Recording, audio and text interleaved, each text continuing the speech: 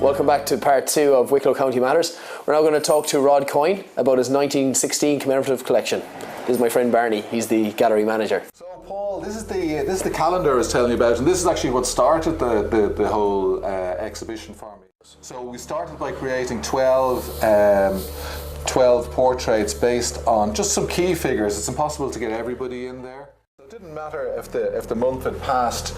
People were getting more than a calendar. They're getting a whole collection of prints. So these can be just as easily framed and hung on the wall as a collection in their own right. But the calendar itself was so successful that the people in Tinnahealy in the art centre there, the courthouse, they asked me if I wouldn't hang the portraits as part of their specific centenary celebrations.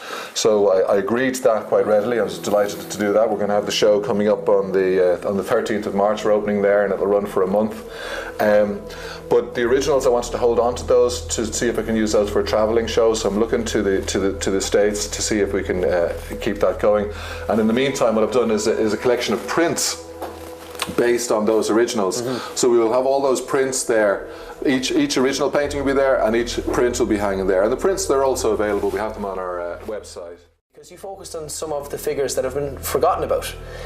One in particular was Nurse O'Farrell, who has actually been, pardon the pun, airbrushed out of Irish history. I thought it would be an opportunity for me to celebrate that woman, to celebrate the women in general who were part of the 1916 Rising, and if at all possible to do my little part to airbrush her back in. So the photographs I had to work from were so disparate. I wanted to give them a common thread, so I said I'll stay with a really tight palette. So I've worked with a raw sienna and a Prussian blue, and I've just stayed within the narrow confines of those, and that thread runs through all of the 16 portrait pictures that will be in the exhibition in Tinnahealy.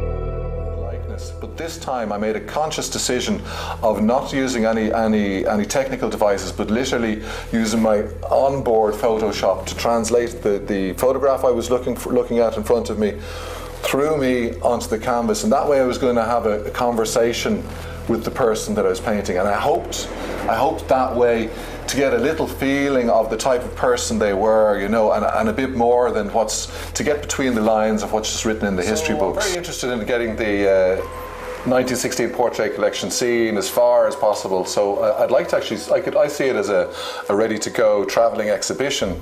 So it'd be great to see it in amongst the communities you have there, in the cities around Australia and in America, everywhere you have a big Irish community. Best of luck in the exhibition. Guys, thanks very much for tuning in to Wicklow County Matters. See you the same time, same place next week.